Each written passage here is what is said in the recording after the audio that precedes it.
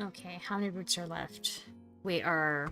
I'm assuming that we're gonna finish up Emmy's route at some point, and then it's just Rain's. Rain's is the last one. Because, I mean, you can see here, we have Shizune's, Lily, Hanako, Emmy. So I'm assuming Rain's would be, like, right here, going this way. Alright, so.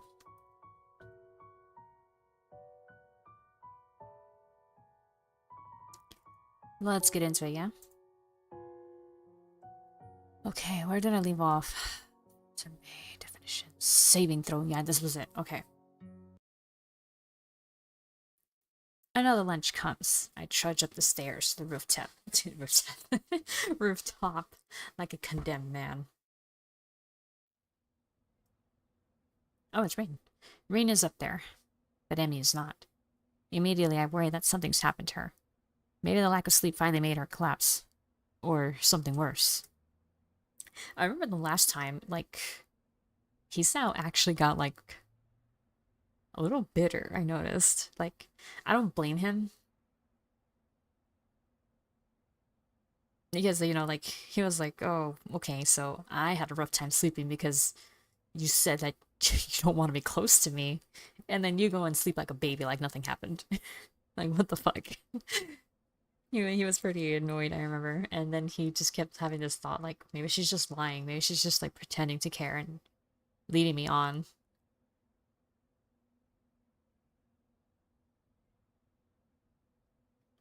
Which I'll admit, like,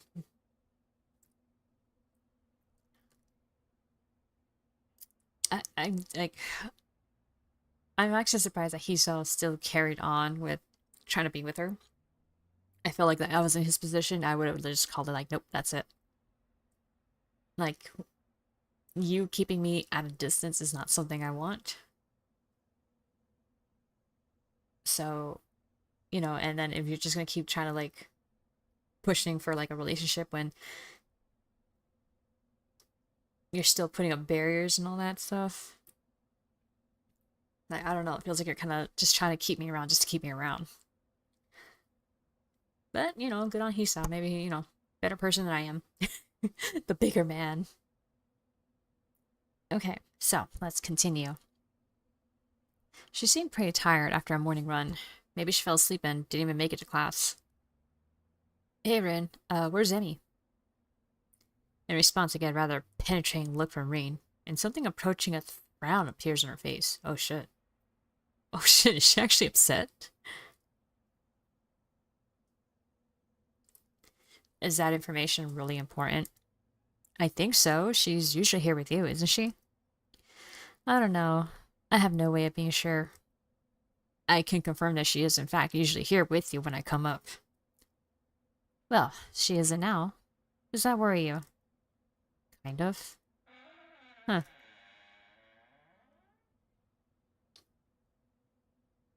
I feel like I think maybe Emmy might have told Rain a little something, but because Rain seems especially standoffish. Like, and she's already kind of weird, but this feels like kind of standoffish, like in her way. Uh, that seems to end the conversation, and the point becomes moot anyway because Emmy bounced through the door with her usual energy. He sounds kind of worried about you, Emmy. I don't think he can decide, or maybe I just don't believe him. But I think I'm gonna go somewhere less awkward now. I'm so surprised by Reem's being so suddenly forward about, well, anything at all, that I merely watch her head through the door. Emmy is similarly surprised, and colors slightly crimson as she stares open mouthed at me. It occurs to me that I should probably say something, if only to break the awkward silence that suddenly descended. It's because you weren't here yet. I was, worried about it. Why? You're usually here. I was worried that something had happened to you. This isn't the first time that I've been late, you know. Did you get worried all the other times too? Uh, not really. Amy seems slightly amused by this. I don't know why, but that kind of pisses me off. So why was this time an exception? Maybe it's the light, teasing tone of the question, but something in her response pushes me to be honest, though I can't help snapping at her when I say it.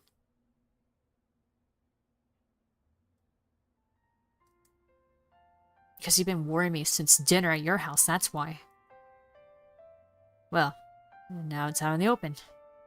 And Emmy's eyes are wide, and she looks like she wants to bolt. But she doesn't. Ah, still on that, I see. What, you think I'm supposed to just forget about it? You threw me out of your house. We've been going on for almost a week pretending it never happened. I didn't see you bring it up either, you know. I know, and I'm sorry that was the case. We have to address it, or we'll just keep up this whatever it is we've got right now. It's killing me to look at how you look right now. Did you know that? Those circles under your eyes and that distracted look in them. And I can't help worrying that I've caused it somehow. Oh shit, are we reaching like the end of a route already? You haven't. Trust me. Well, I haven't helped either. I keep pushing you to tell me things you aren't ready to tell me. Maybe I was wrong to try getting your mother to help me out. But I've been so worried about you that I don't know what else to do. Well, you don't have to worry about me anymore, okay? I think it's pretty clear we're not right for each other. So, maybe we should just stop. Her face is twisted up as she says this. Like, she doesn't want to say it, but forces herself to anyway. Am I getting the bad end? You don't actually want that, do you? You can barely bring yourself to say it. Anyway, it won't keep me from worrying about you. I care too much about you to just stop on command. You don't want to tell me what's wrong.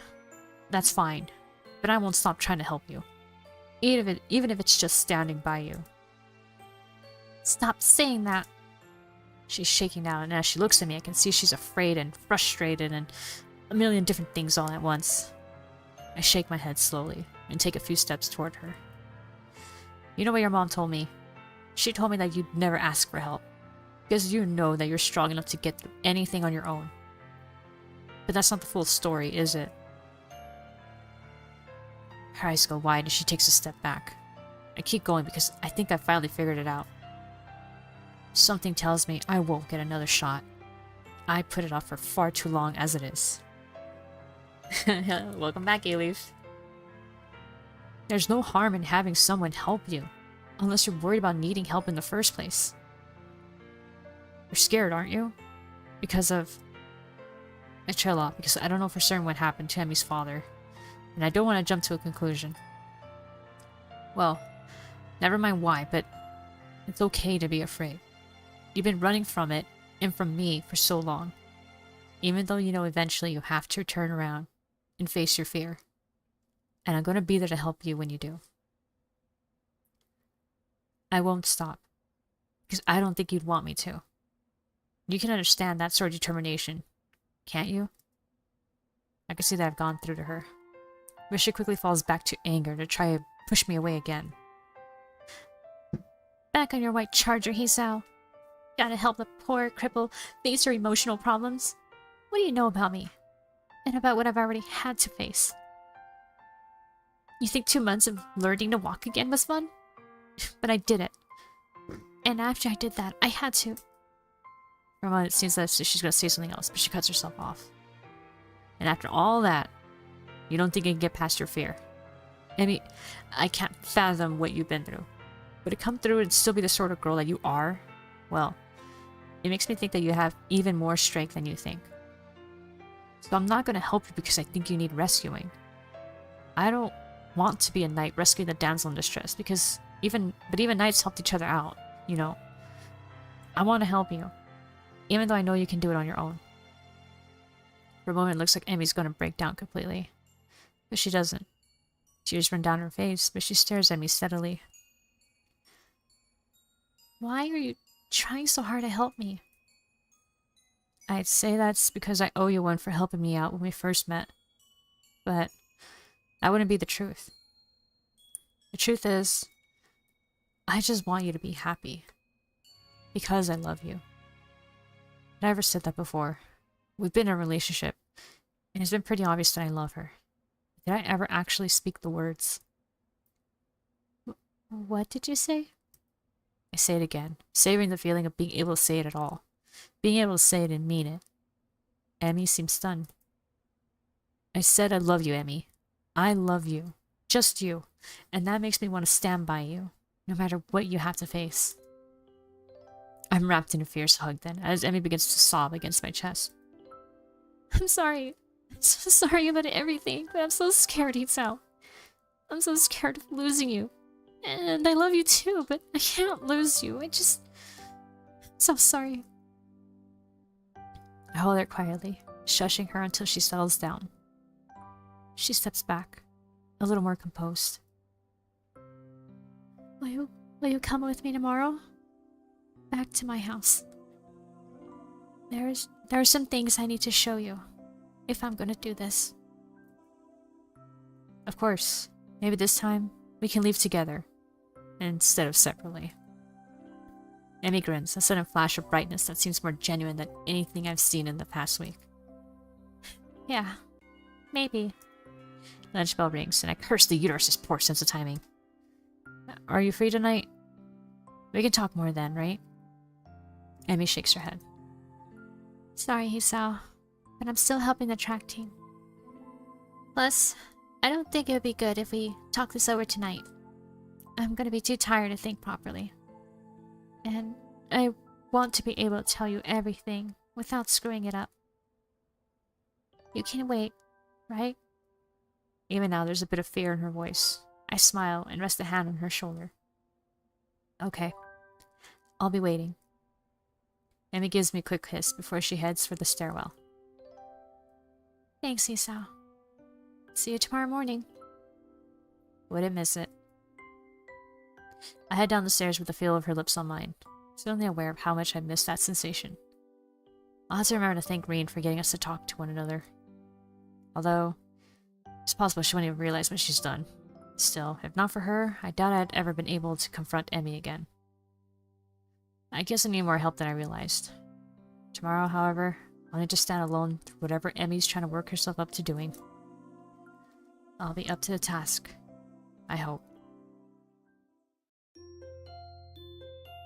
Oh shit, we really are getting to the end of this shit, huh? Yeah, we're getting there.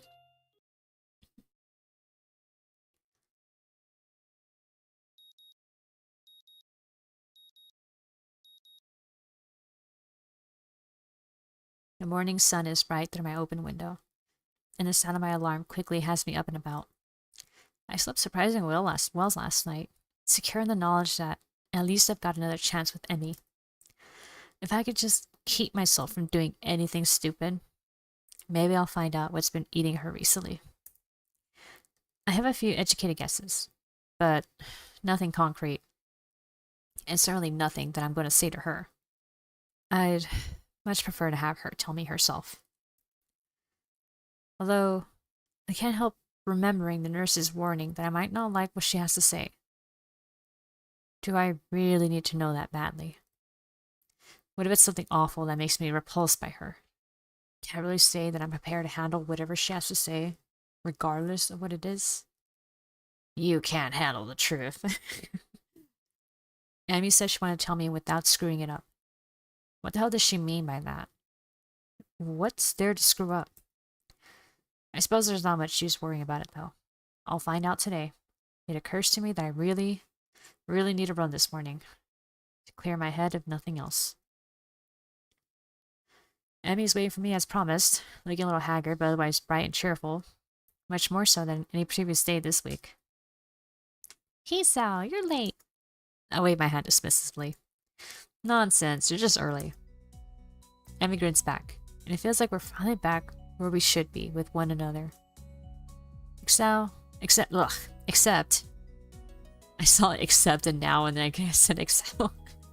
Oh, except now Emmy, not just me, wants to take another step forward. Although, a part of me worries that she'll back out at the last second. Hurry up and stretch, Hisao. I don't want to miss the bus. The bus? I said I wanted you to come back to my house, remember? And I promised Mom we'd be there in time for lunch, so I wanted to hurry. Early start, huh? It's more for my mom's benefit than anything else. Oh, well, that's okay. I unsuccessfully try to guess what Emmy has planned, shortly before realizing that it doesn't matter that much to me. I quickly go through my warm-up routine while Emmy bounces impatiently from one foot to the other.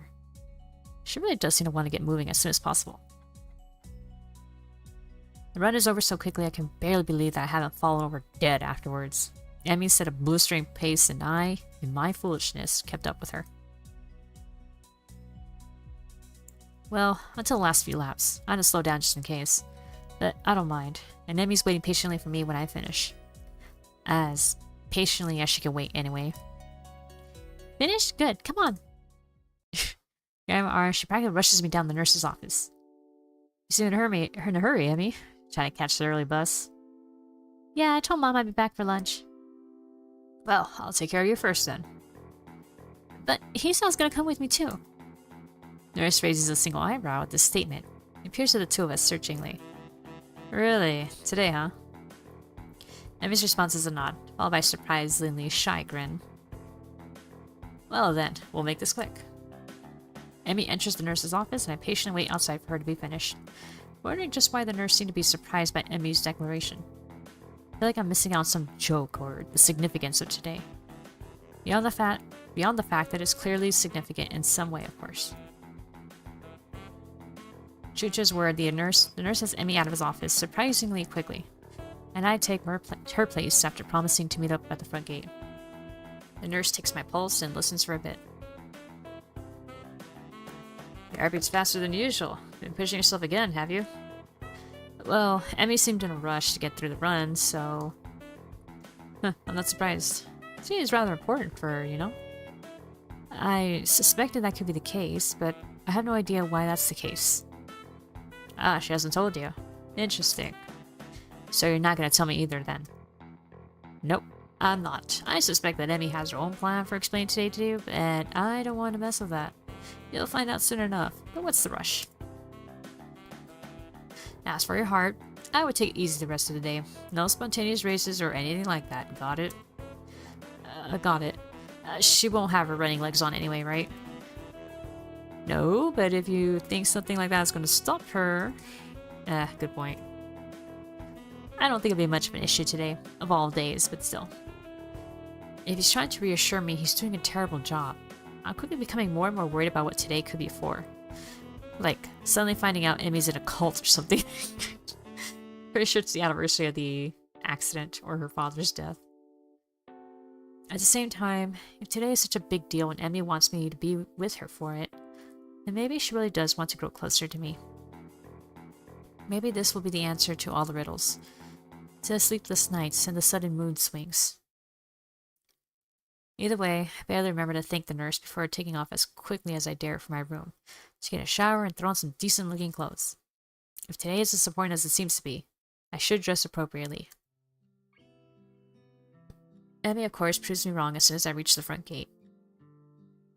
Wearing her usual shirt and shorts. So, at least I know it's not a terribly formal affair, whatever it is. You're early, Hisao. Not as early as you. Eager, are we? Emmy cheekily pokes at her tongue. The bus stop isn't very crowded at this hour, which seems to please Emmy, and we end up relaxing a little bit as we wait. We sit in silence for a while, but I could tell that Emmy's trying to work herself up to say something. I don't have anything to say myself, but so I sit waiting for her to talk. It doesn't take too long. So, I'm sure you're curious as to why the nurse thought it was so weird for me to be bringing you along today. It was a bit, yeah, but if you're not ready to tell me... Emmy stops my sentence by placing a finger on my lips. Don't tell me, Hisao. I want to tell you this. But I'm just uncertain as to how to go about it. I don't want to keep delaying or deferring. I just want to be able to say it. So, say it. You know that's not going to be that easy for me, Hisao. So, treat it like running. Warm up to it with something small and easy, and go from there. Don't do it too fast, okay? I'm a patient man. I can't wait for you to get to it. Emmy seems to consider my words, weighing them against what is probably a desire to get it over with. I will admit, as much as I keep telling Emmy to take her time, I wouldn't mind her getting it over with either. And somehow I know that Emmy probably needs more time than the bus ride will provide to get it all out, whatever it is. Yeah, maybe you're right. The bus stop probably isn't the best place for this anyway. But just to make sure that I don't go back on my word, I'll at least say this. She takes a deep breath, lets it out, and after a moment says in a low voice, We're going to see my dad today. The words hang in the air, and I can see that Emmy's afraid that I'll panic and disappear in response, which part of me almost wants to do. But it'd be stupid of me to back out, or to suddenly abandon the promise I made to be there for Emmy when she needs me. The nurse thought it was so weird of her to bring me along. She doesn't bring anyone along, or at least I'm willing to bet that she hasn't before today. The day seems to take on an even greater significance. When has it taken Emmy to even get this far? Ah. And why is that the best I can manage as a response? Yeah. I don't know what I should say. Nothing, I think. Just promise that you're gonna come with me. Of course, you know I will. Emmy smiles What? Wanly? I have never seen that word. Looking a little relieved. Good. In that case, we'd better get going. The bus pulls up just a little after she finishes the sentence. I am having a hard time reading today, oh my god. Vague memories of my first trip out here come to mind as I step off the bus. But unfortunately, they're too vague to be of any use. I'll be the first to admit that I don't quite recall how to get to Emmy's house, so I let her lead the way. She seems content to walk in silence, and I myself have no idea what I could possibly say, so the two of us arrive at her house, having said nothing since getting off the bus. Emmy's mother opens the door and doesn't seem surprised to see me standing next to her daughter. I expect that Emmy would have phoned ahead to let her mother know of the change in plans. Emmy, Hisao, you're just in time. Lunch is just about ready. Great, I was afraid we might be running late. As fast as you were going this morning, I doubt there was much of a chance of that. I certainly hope she wasn't too much of a bother, Hisao. She tends to get a little paranoid about being on time when food's involved. I hadn't noticed. This earns me a swat in the arm from Emmy, who despite the serious nature of her conversation on the bus and the almost brooding quiet walk, has quickly become cheerful again. Try to keep her mother from worrying about whatever it is Emmy plans to tell me later.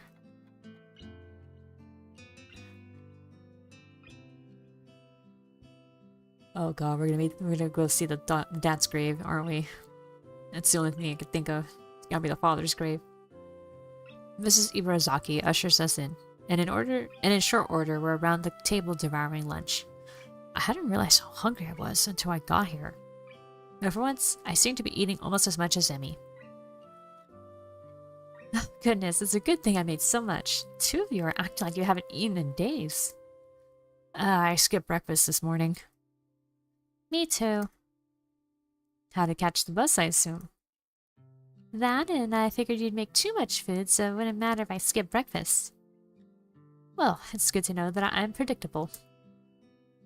Emmy nods enthusiastically, and conversation falls off again as we very nearly clear the table of anything edible. It is a testament to the sheer amount of food on offer that we don't finish everything. I lean back in my chair with a sigh and thank Mrs. Ibarazaki for the food. I'm glad you liked it, Hisao. Now, has Emmy told you where we're going? Yeah, sort of. Is it far from here? Not really, but we'll drive there to save time. It closes kind of early. I nod in assent and stand up, ready to go. Well then, shall we? Mrs. Ibarazaki nods and leaves the room to grab her keys. Emmy, I notice, has started to fidget nervously. Second thoughts. Emmy smiles tightly at me and shrugs. She's fallen silent again, which probably means that I'm right, and she's starting to regret bringing me along. Not that I blame her. She's done such a good job of shutting me out that I doubt it's easy to suddenly open up. Honestly, I'm worried that she's forcing it. But she said while waiting for the bus that I'm not supposed to give her a chance to back out. And since I promised to go with her anyway, I suppose there's not much of a choice. I can't go back on my promise, and she can't go back on hers. I just hope the both of us are up to it. We're off. Amy's mother blows through the dining room, collects the two of us, and heads out the door at a brisk pace. Now I know where her daughter gets it from. The car pulls up at the cemetery gates, of course, and I feel Emmy tense up beside me. I reach over and give her hand a comforting squeeze, which causes her to relax a little. Emmy's mother doesn't follow us, explaining that she prefers to visit the grave alone. Emmy steps through the gates and looks back, as if to make sure I'm still there. We step into the cemetery. I see Manu and Lurdy, and you get to the point of Emmy's. Yeah, Maneater, it was just not much left, yeah. It was just the final boss fight, and I got... The only thing I did was just max out my infamy rank, so yeah. I don't feel comfortable in cemeteries. Gravestones low to the ground, each one serving as a reminder that someone used to be alive and is no longer. How many died young? How many were as old as I am now? When do I wind up with a marker of my own? How much longer do I have left? The concept of not waking up, not seeing Emmy anymore, is not a happy one. It frightens me, and I very nearly turn around and exit right then and there.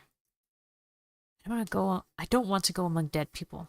I don't want to see their stones and think about who they were or what they could have been if they had only had more time. Then I look at the girl next to me, and my resolve returns.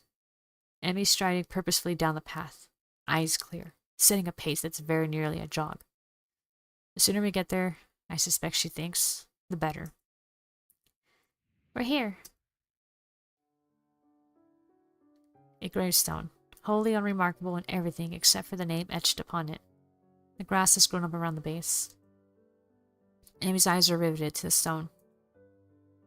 After a few moments, she turns around, looking surprisingly calm, yet solemn.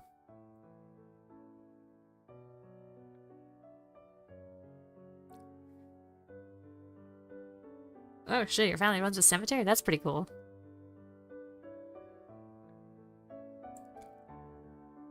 Pink's not actually my favorite color, you know? Oh, what? I'm warming up to it. Ah. People tend to think that pink's my favorite color. I think it's because I like strawberries, and even though those are red, they just assume that pink's the right color for strawberries. And that it's my favorite color. But it's not. I'm too polite to tell anyone otherwise, of course, and it's not the kind of thing worth getting worried about. But I'll bet even you thought pink was my favorite color. Blue. That's my favorite color. My mom and dad are the only two who know that. And now you do too. Thanks for telling me, I think. You're welcome. There's a pause as she considers what to say next, drawing a quick breath. I can't carry a tune to save my life. I can hum, but actually singing a song is something I've never been able to do. I don't mind, because I'm not a fan of karaoke anyway. Well, that's one potential date idea out the window. People all think that I'm a really popular and friendly person, but I only have a few close friends. Probably because I keep everyone in the dark. But I think it's also because I hate the idea of losing a close friend. There aren't many people worth the risk. I'm terrible at saying goodbye. I sometimes think that I only run because it's what I used to do with my father. You're not my first boyfriend. I dated a guy for a long while during my second year at Yamaku. But in the end, we broke up because I didn't want to get closer to him. He couldn't live with that distance between us. Her rate of speaking increases slightly, as if she's rushing towards the finish line. I'm actually 1 year older than you. Everybody thinks I'm younger because I'm short, but I had to skip 1 school year because of my accident. They initially thought I was paralyzed when they pulled me out of the wreckage. I lost my legs already, but they were afraid that I wouldn't even be able to use what was left of them. After surgery, it was clear that their initial assessment was mistaken. I couldn't feel my legs because of shock. Short-term paralysis due to the other trauma I'd experienced. My recovery was one of the fastest they'd ever seen. Or so they told me. I never found out if they were serious about that, or if they told that to all the patients learning to walk again. She pauses, gathering herself for one last effort. 8 years ago today, I lost my legs. And I lost my father as well. He died on the way to the hospital. I didn't even get to go to the gravesite until 2 months later. We couldn't attend his funeral. I'm so sorry. Don't be. That's what everyone always says, that they're sorry. And I hate hearing that. Like anyone could have done anything to change what happened.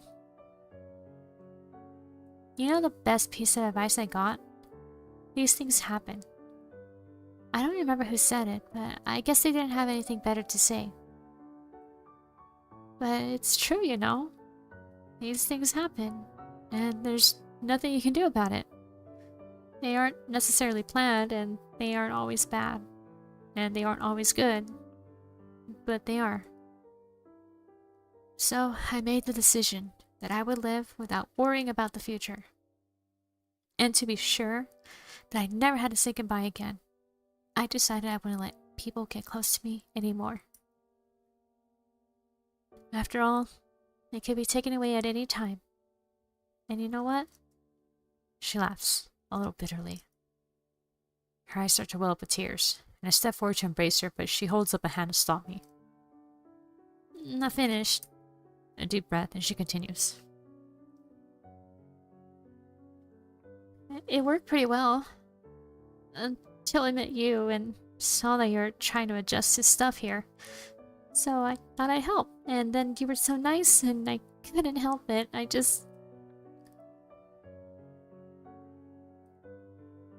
tears are flowing now, and she accepts the embrace this time. The rest of her sentence is mumbled into my chest.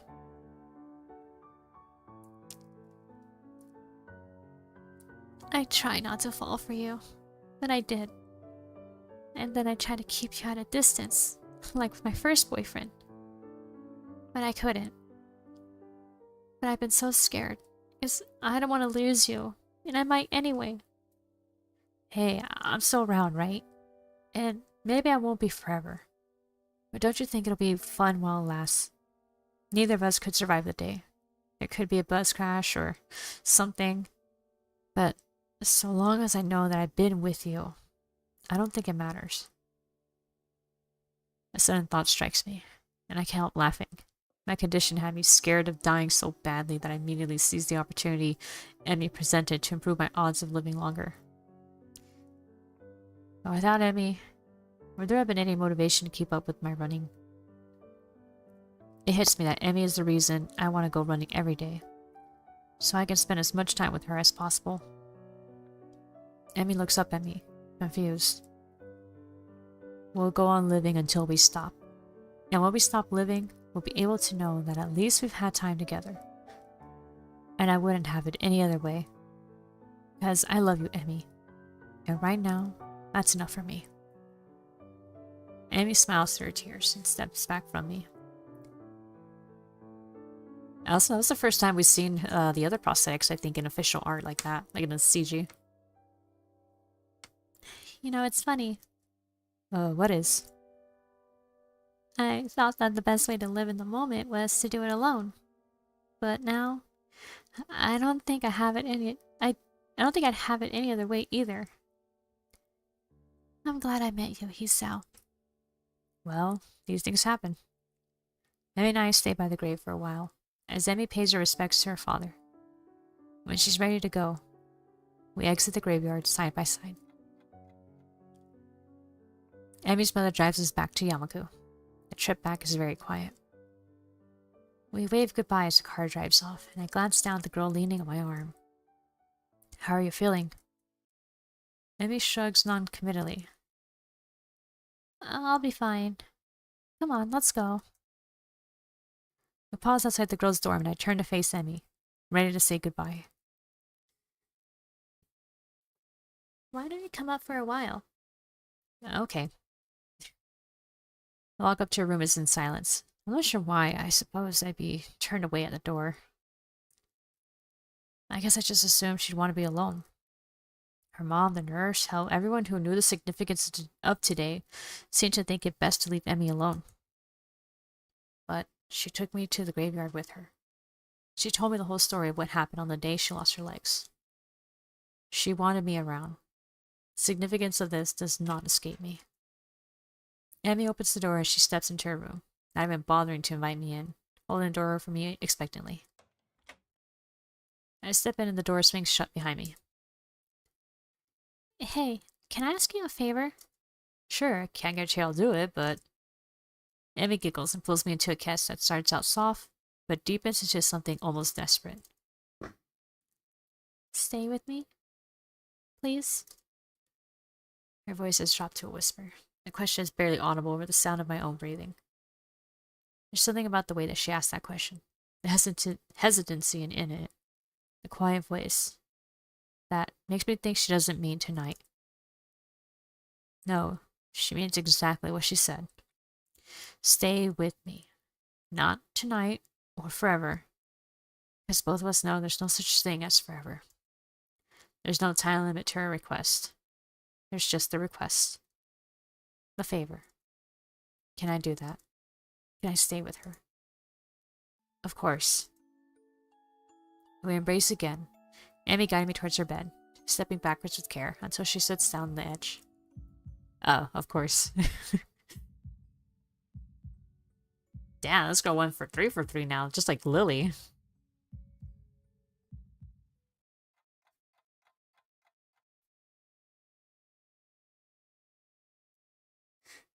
Oh, you didn't say green was her favorite color?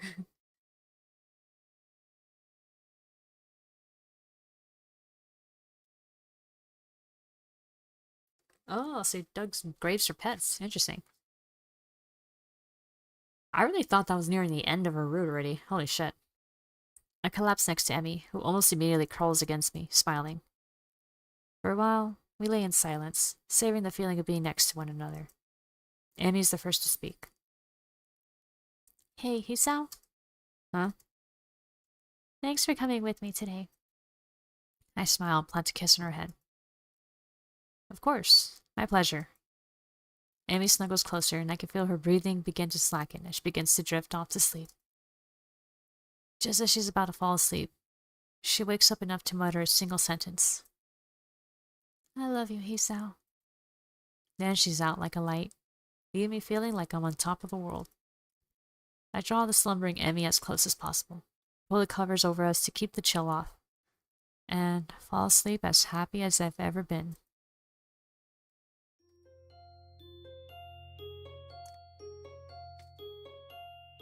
It's like the skits from the Adam Sandler movie. Forgot the name. Oh yeah, Click. The morning light seems to reach further into Emi's room than it does into mine.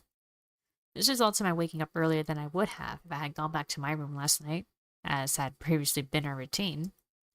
I did not realize it until this morning, but this is the first time we've actually spent the night together. Oh shit, fucking cursor. Get out of here. A small movement from my partner's still slumbering form causes me to look to the side.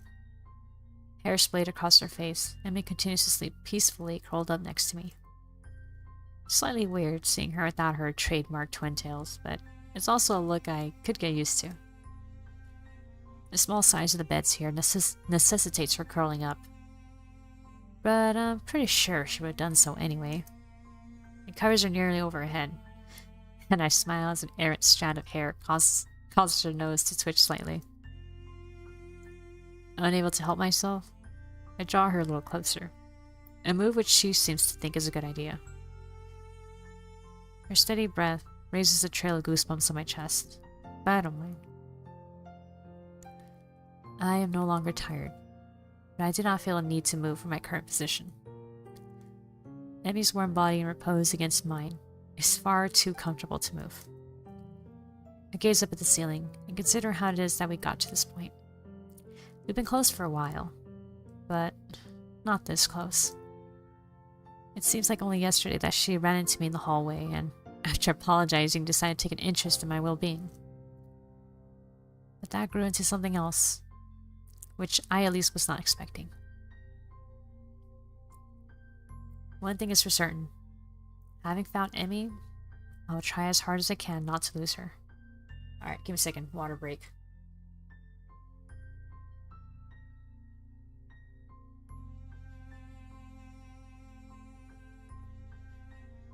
Okay, that's better. My morning musing is interrupted by further movement from Emmy. Her eyes flutter open, and she seems briefly confused by my presence in her bed.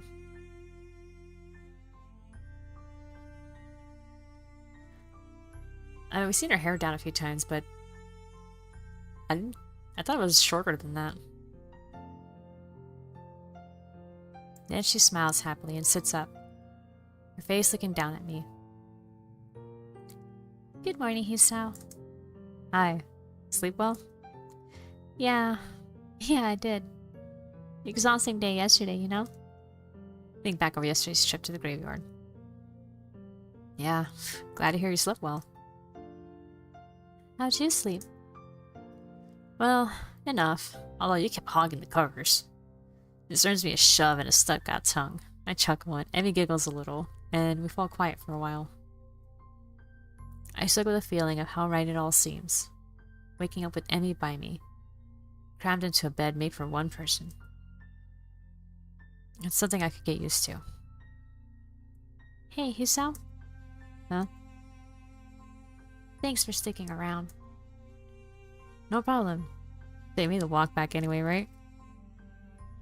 This draws another giggle, but then Emmy's expression turns serious again. No, really. I kept trying to push you away, because I thought that was the right thing to do, and you stuck around through it all. I haven't made any of this easy for you, but you stuck it out anyway. So really, I mean it. Thank you. She punctuates this by giving me a kiss, pulling back and looking at me with an expression of affection. I reach up and ruffle her hair, smiling all the while. I'm stupidly lucky, I think, to have come through everything after my heart attack, and to somehow have found this girl is nothing short of a miracle. You're very welcome, Emmy. I couldn't bear the thought of giving you up. I'll even continue to stick around if you want. I like that. That settles it then. I don't know how long my heart will keep working, and I don't even really know what I'll do after this year is over, apart from going to university. As long as Emmy's around, I think I'll be okay. I managed to help her, and she's managed to help me. If we keep doing that, we'll be okay, I think. So, Hisao. Huh? What do you want to do today? That's cute image. That's a cute lasting image. Oh, we got the good ending. And you stand up for yourself. Oh, that was really cute. Oh, there's the concept art.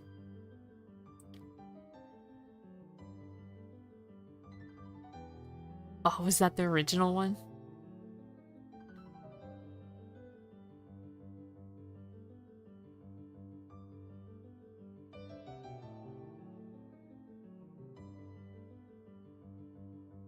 That one's started, like, it's looking like it's narrowing it down.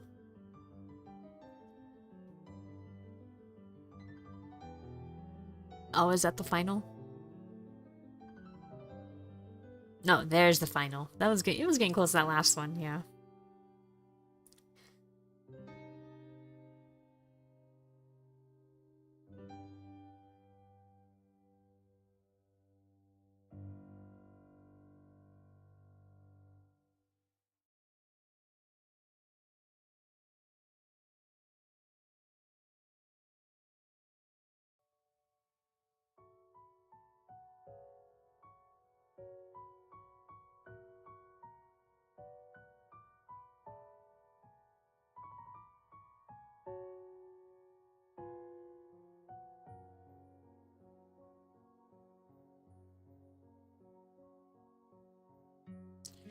Well, you know what this means, guys.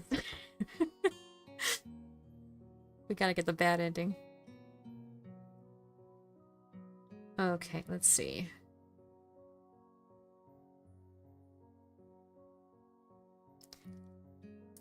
Alright, so I'm seeing here that...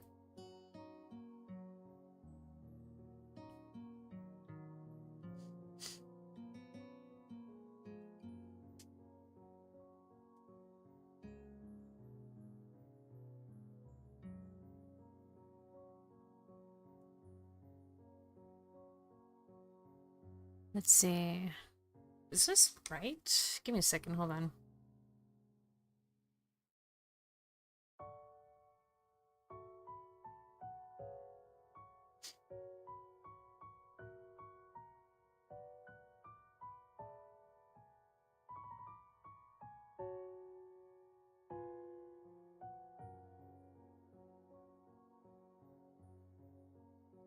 Give me a second, hang on.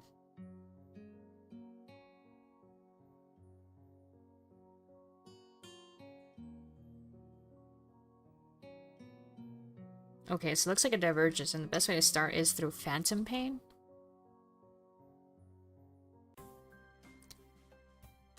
I have other things to worry about. Actually, I got something I need to do. Yeah? Oh well. Okay. Get ready, y'all. We're gonna go for the bad ending.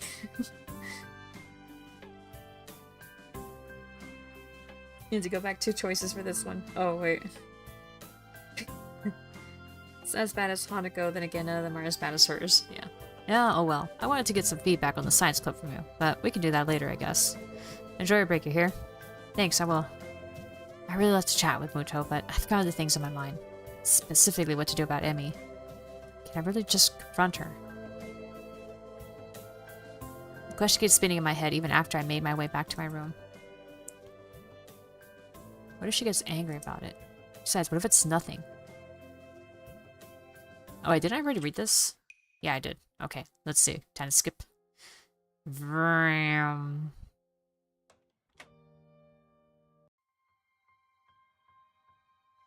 Oh, right, when she's like, oh yeah, I feel good.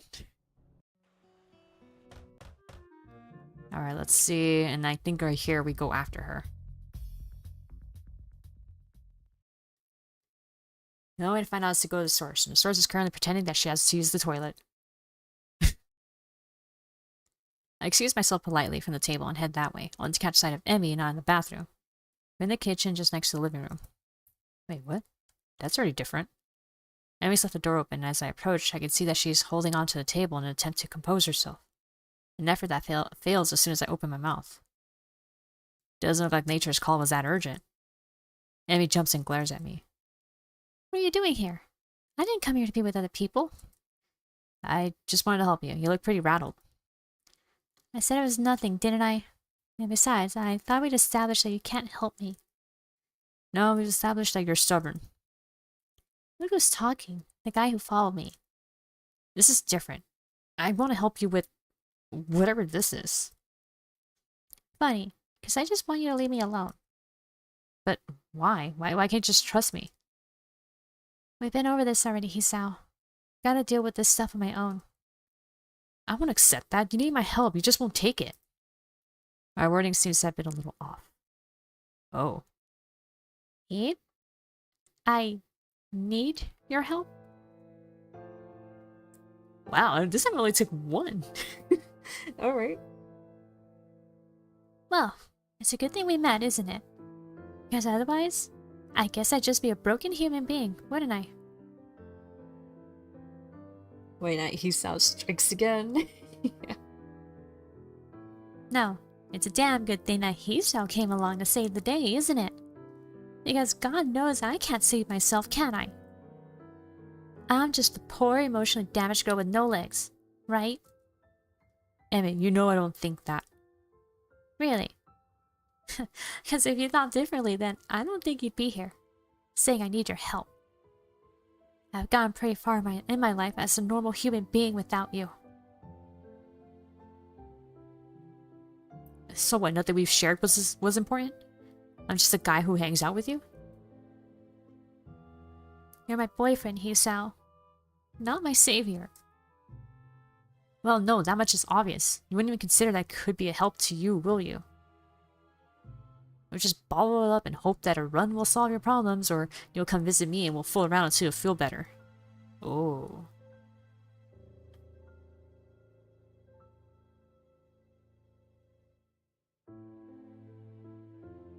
Oh, that was... I mean... Maybe it was a little true, but that was kind of a little mean at the same time. That's not being a healthy human being, Emmy. That's not what a relationship means. Well, it's what it means to me right now, Hisao. I wish... She seems to reconsider her words just then. A flicker of pain, of doubt on her face. For a moment, I think she's about to cry. But the moment passes, now she's composed herself again.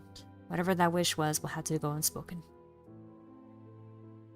Look, I can't do this right now.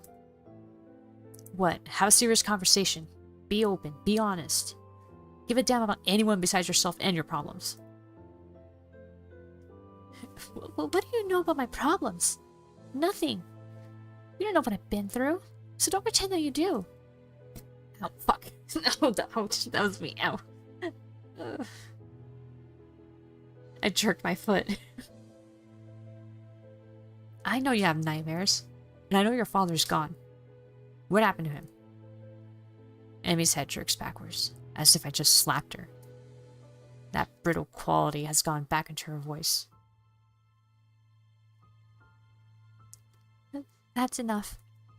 This is stupid. This whole conversation has just been variations of Emmy stonewalling me. What, you don't even answer that question? Fine. Keep your secrets. They can lie in the grave as far as I'm concerned. Oh.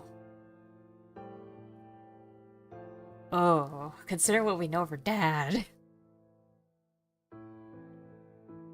Amy's eyes widen in shock. When she speaks again, it's in a voice that is low. Dangerous.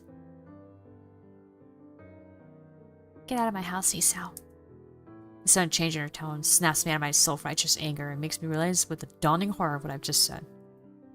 Emmy, I didn't mean... I said go, Hisao. Tell my mother that she cooked a wonderful meal, but you've forgotten a prior engagement.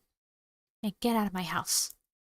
She's trembling now, shaken with anger or sadness or determination. Her voice is still low, controlled. Almost a growl. I reach out to put an arm on her shoulder but to apologize for going too far, but she jerks away from my touch.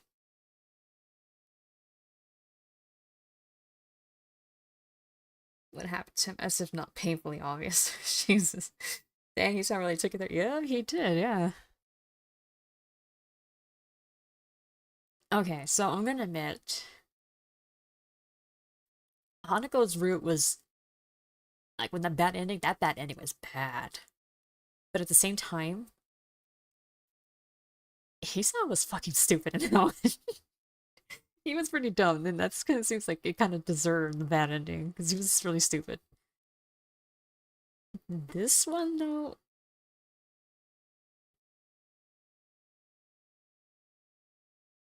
I have to admit, there's something... It's weirdly, realistic. Like, I can see this kind of happening with anyone, really. Like, if there's someone has a trust issues, maybe, or they're not sure about talking about their past trauma yet.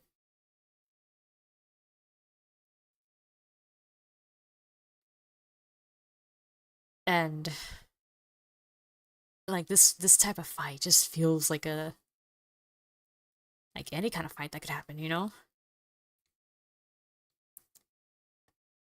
And I have to admit, like, this route, just like ironically with Emmy being so cheerful and optimistic and all that, it really brings out like the worst bitterness out of Hisao during some of these low moments. Like earlier when he felt bitter toward her about the whole like, oh yeah, I slept like a baby after our little fight yesterday, argument last night, and he's just like, what the fuck? and then and then the whole time he's just always carrying this looming bitterness over his head that like she doesn't trust me. She thinks like, what are we like? Are we just fuck buddies or something, or you know what? Is she faking pretend? Is she faking her care about me? Acting like she cares? And then here, dang, like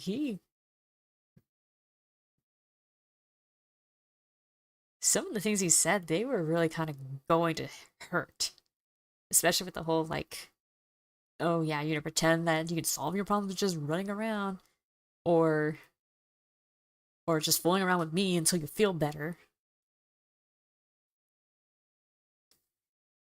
And then obviously, well, we know he doesn't. Kind of stupid, but we know that her dad's dead. So him saying the grave comment, yeah, like what Yeiko said, yes, the grave comment, like I think I really pushed her over the edge. Get out. What can I do? I walk out of the kitchen and go to the living room, make my apology to Mrs. Ibrazaki, and let myself out.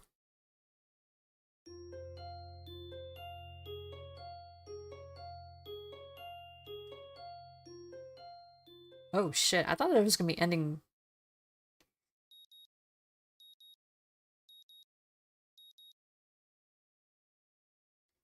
Damn. Alright.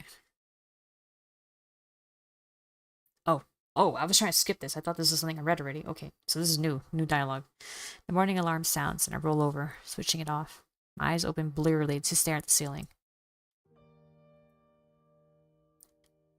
What am I gonna do? Do I get out of bed, go down to the track, and pretend that nothing happened? Will Emmy even show up? After last evening's events, I doubt it. Even supposing that she did, what would I do then? Get over this fight just to dance the same routine the next time something's bothering her? By contrast, Emmy does feel far more natural and grounded in her own reality. Ah. One of the two strongest points is the fact that it's the most normal, so to speak. Ah. Like was bad and regards he to be stupid, yes. And arrogant, and the end result implies it hurts her relationship with Lily in addition to ending his friendship with Hanako. Yeah.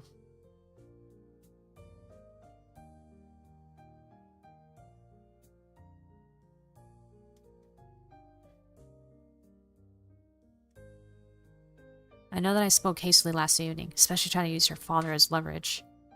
Ugh. Was anything I said really off the mark? She won't let me in, ever, and she'll be forced to suffer alone. Nothing I do, nothing I say is going to change that. She won't change, and she's already decided to keep me at arm's length. Can I really bring myself to go down there and see her, knowing that I'm never going to get past where I am now? No, I decide. I really can't. Not today. I roll over and go back to sleep. She probably won't be there anyway. A similar mental conversation repeats itself when it comes time to go to lunch, and I eat in the cafeteria alone. I don't want to see her. The very thought makes me feel ill. That night I go for a run. I'm solo for the first time since Emmy got sick after the track meet. Skip seeing the nurse just in case he asks about Emmy. I don't want to talk about her either. The next day I do the same thing. Alarm off, stay in bed, eat alone, run alone. To fill the time that I would usually be spending with Emmy, I start reading more. It works surprisingly well, until I find myself ducking into a restroom because I see her walking down the hall in between classes. Dang. This is going full avoidance mode. If she noticed me, she didn't show it. Even though I don't suppose she ever shows anything. Certainly not to the girls from her class I see talking cheerfully to her. Or to her fellow track members. Especially not to me. Alarm off, stay in bed. Which and I have a lengthy talk about the possibility that string theory is plausible. I don't buy it myself. More than 4 dimensions I can buy, but a bunch of vibrating strings at the subatomic level, that's asking a bit much. Look, I'm not the only one to think this way too. Apparently it's not really as strong a theory as it once was. Shoujo says that's just because nobody has found the right way of looking at the data yet. Eat alone. The rooftop is deserted today. I really wonder where Emmy and Rena are, but shrug off the question. The important thing is that they aren't here, so I won't have to talk to them.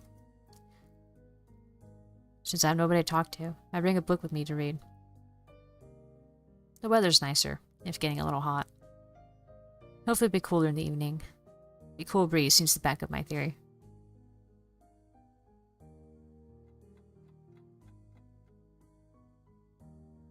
Run alone.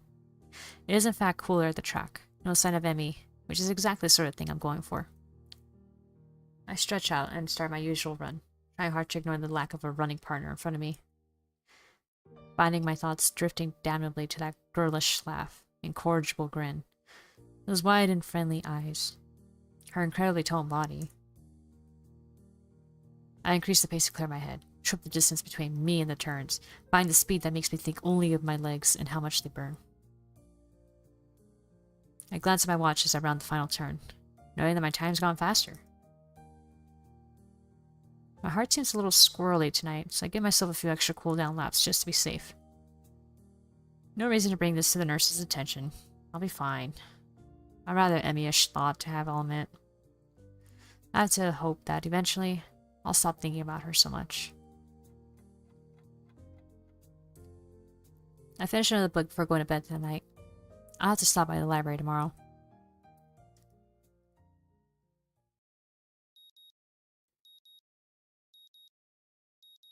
I don't know why I keep this early alarm on anymore, but it wakes me up the next morning just the same. I still turn it off and go back to sleep. That afternoon, as I get ready to head to the cafeteria for another solo lunch, I got a new book about a couple of con men in ancient Persia that I'm pretty excited about reading. I am suddenly cornered by Misha, and oh shit. Huh. I guess just Misha. Off to eat alone, Hee-chan? We've noticed, you know. We? Uh-huh. Shi-chan and I noticed that you've been spending more time alone. She wanted me to find out why, so I told her I'd ask you. Oh.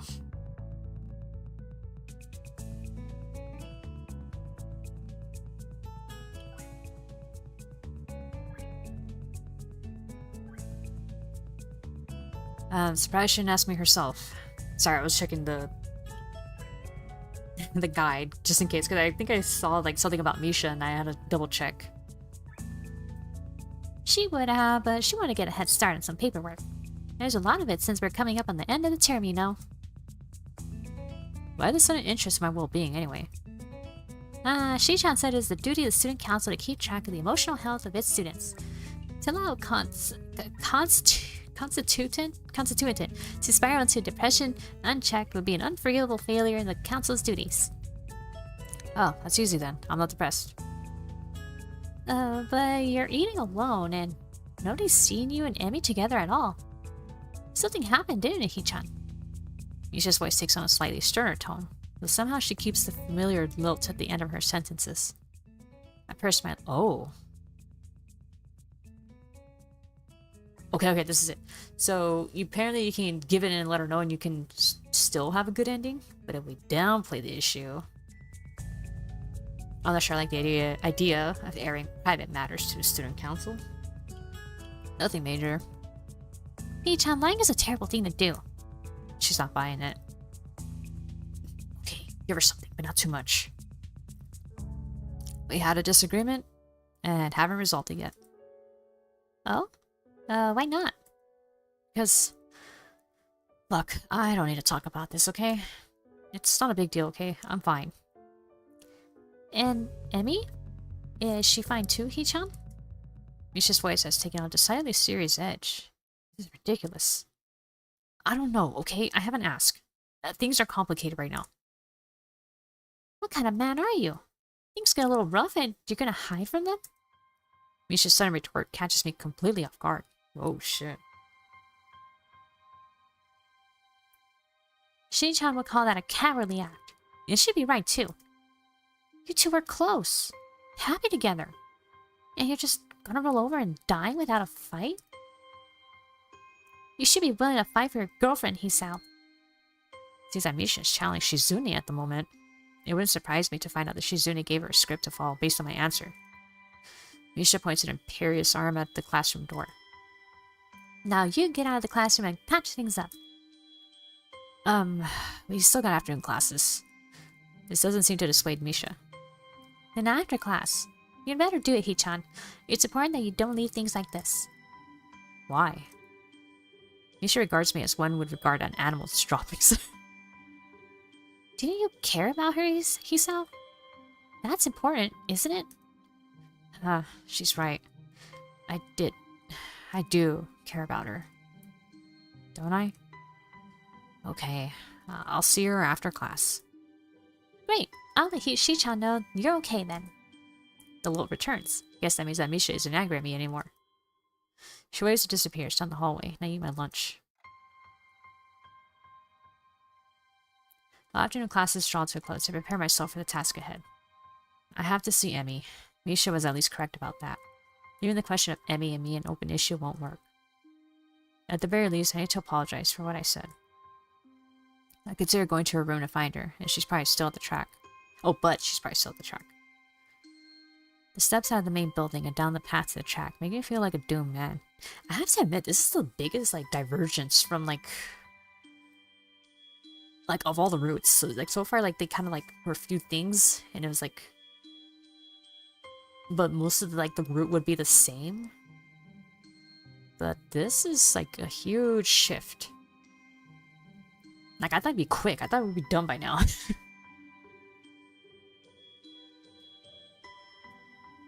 I have a twisting, horrible feeling in my gut that this is all going to go horribly wrong. That I'm not going to accomplish anything. Except for maybe driving the final nail in the coffin of whatever it was Emmy and I had. There she is, just as expected, running laps around the track after everyone else has gone to shower and dinner. I don't wave, or even make my presence known. I just sit down on the bleachers and watch her run laps. It takes her a few trips around the track before she notices me. After which she skids to a stop, eyes wide in surprise. Surprise is quickly masked by anger, which in turn fades behind a mask that I already know is impenetrable. What are you doing here? Not quite the response I'd hoped for, but at this point I don't have much of a choice. I wanted to apologize for what I said the other day. The other day? She laughs, a curt exclamation of disbelief. Oh, the shift in the music gave me goosebumps right now. Oh no. It's been almost a week, Hisao. Yeah, well, better late than ever, right? Emmy crosses her arms and stares at me coolly, as if sizing me up. Finally, she nods. Huh. I suppose you're right. Water under the bridge, then. I forgive you. Is that all? Her almost impatient question catches me so off guard that she's halfway down the track, before I think to shout after her. No, wait! Emmy stops, turns, and walks back to me, breathing a little heavy and looking annoyed at my interruption. What? Okay, I need to make this right somehow. I have to know where I stand, maybe patch things up. Can you at least sit down? I think we're okay talking here. Fine, sure. Look, about us. I pause, trying to think of a good way to phrase what I'm about to say. Before I can launch into an impassioned plea for giving me another chance, Emmy's already spoken. There's no more us, Misao. Why not? We're just not right for each other. She delivers this outrageous statement without even looking in my eyes. I don't believe you. We're great with one another. Says the guy apologizing for getting thrown out of my house last week. It was a fight. I said something really incredibly stupid and I apologized for it. And how many times had we already discussed the problem that started the fight? How many times I told you that there was a set boundary that I wouldn't cross? And how many times did you keep trying to cross it? Because your boundary was stupid. Oh, God. Oh, man.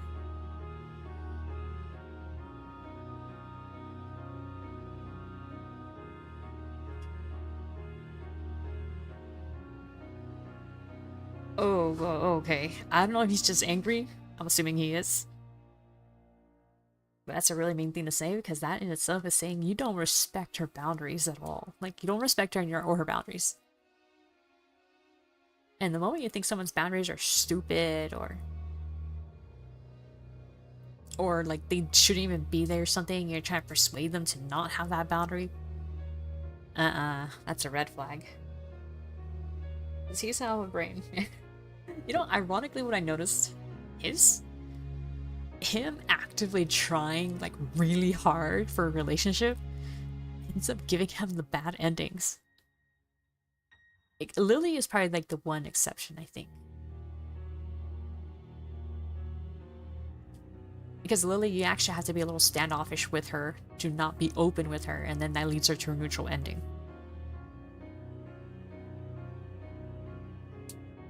But with Hanako, him pushing hard to be there for her, to be helping her all the time, leads to the bad ending. In Shizune's route, well, there's only one choice really in the whole fucking route. Giving in to be with Misha is what really fucks him over. And now here, him trying to eventually, like, him pushing basically to know more about her, crossing boundaries that she said I'm not ready for yet, and then here trying to apologize for saying something stupid, and then still pushing to be like, why can't we still be together, kind of thing. Yeah. I'm kind of wondering if Reen's route's gonna have something similar, where him pushing too hard to be in a relationship with her is gonna be his next downfall.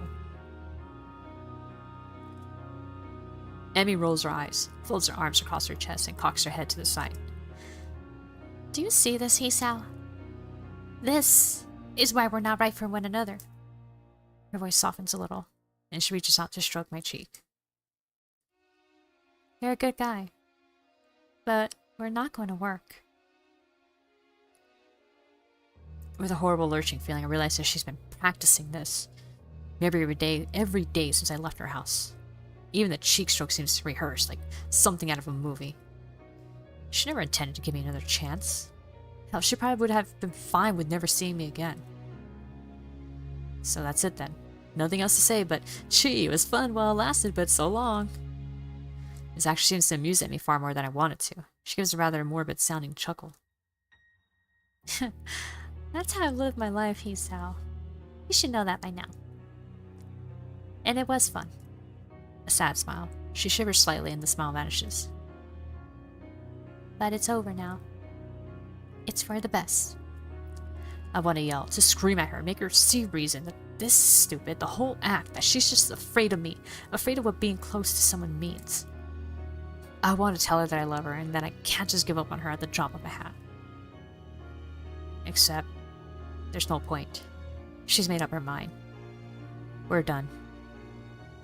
Fine. Maybe not satisfied. I want to hit something. Good. She rhymes with a false cheeriness. See you around, Hisao. No, you won't. You won't even try. She shrugs as if to say, have it your way, and turns her back on me once more, quickly accelerating around the curve of the track. I feel numb. This is it. The end of the road for us, whatever that was. Closure, at least. Emmy rounds the track again without sparing me a second glance. She's running much faster now. I can't help but think of that first run together. I ran to catch you, to try to prove I wasn't as weak as I knew I was. But it ended badly for me, didn't it? And now, you're running off. You're off running too fast for me again. And I had the choice to run after you again. But I won't. Not this time. You'd never let me catch you. I don't even notice walking away from the track, or walking into my room, or pulling a book out of my bag to read. Just before bed, I reset my alarm. Emmy and I have had our final encounter. We don't speak again after that.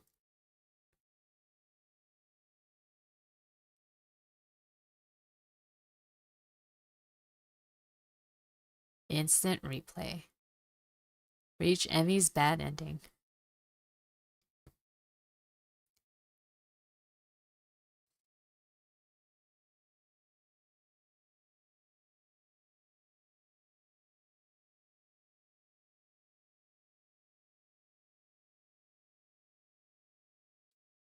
Oh, damn.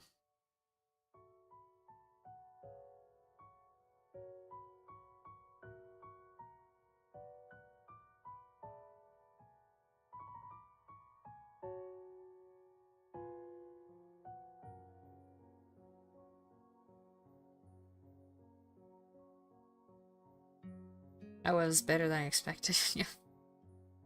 Yeah.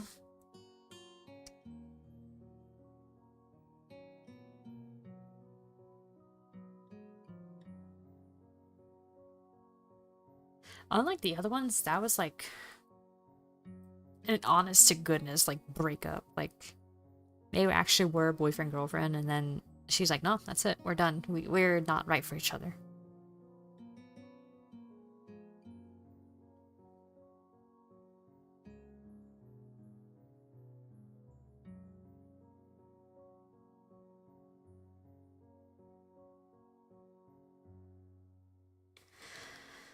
Ooh, whoa, bad man, like this.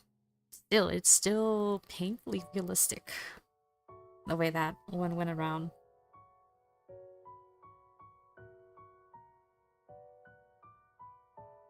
Outside of her legs, which are weirdly almost.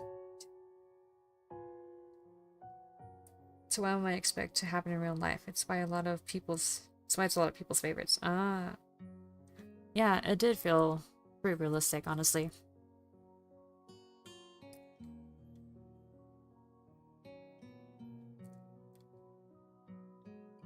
Oh boy. But was that it? Are those the only endings for her? Like, she just has a good and a bad ending, right? Like, there's nothing else?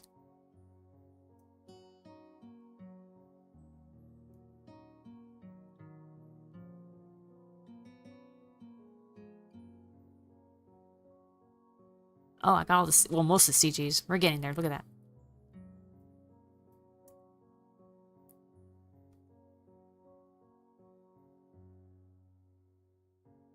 Wait, but I have this chunk here that's missing.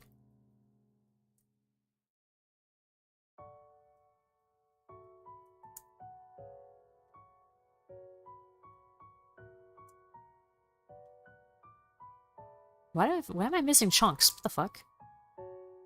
Or is this stuff I haven't just seen yet?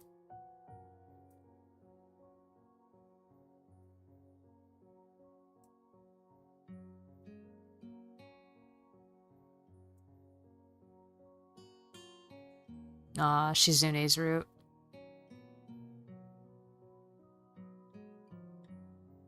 And a final one? What is this? Oh, the pills. Oh, it's all the random stuff. Okay. Oh, there's no box. The little music box. Hanako's thing. Yeah, so all the little randoms. There's Iwanako's letter. 2 further images not unlocked. Okay.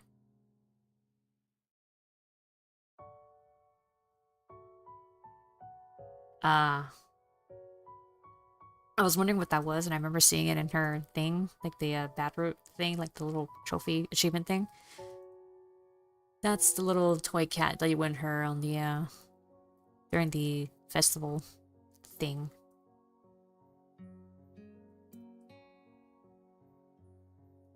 Oh wow.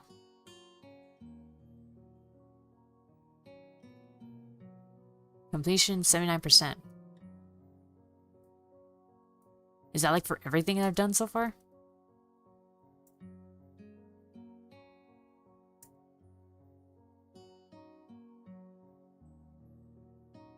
Annie, Hanukkah, Lily, Shizune. And then the last one is obviously Reen.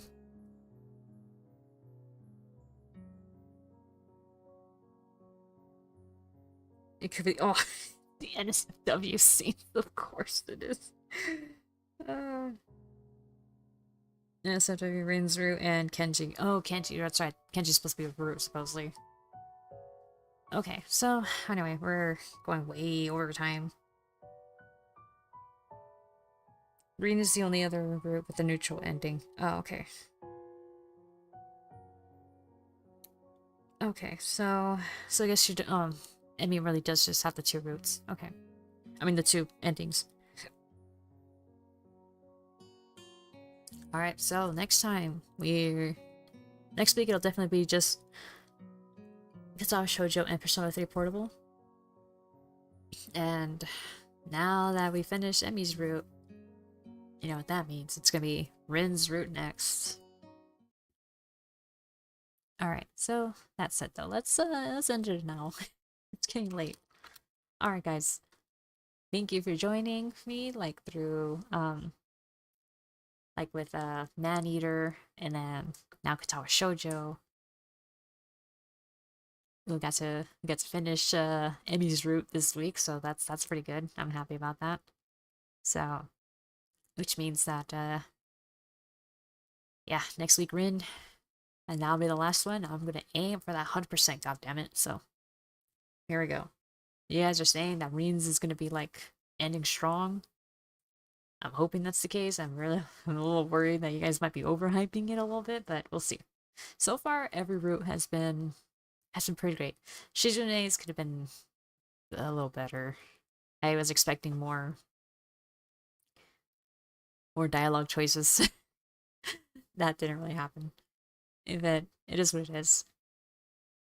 Alright guys, so have a good rest of your morning, day, night, whatever. I will see you guys tomorrow morning. Which, yes, I should go to sleep soon so that way I can wake up on time. Remember, tomorrow morning, it is going to be 10 a.m. Pacific Standard Time. That is when I'll be doing my stream. I'm going to do the collab stream with Icy. We're doing it earlier because 4th of July, and I have plans for 4th of July night, and I'm not going to be able to stream at night. So, that's why we're doing it this early. I've said it's my favorite route and a good closing route, and I'll leave it at that. Okay. Alright. Gives me something to look forward to. Alright, so guys. Okay, average good night. Alright, so good night guys. I will see you tomorrow morning with the Walk in the Light if you want to join us. So until then, take care and bye-bye.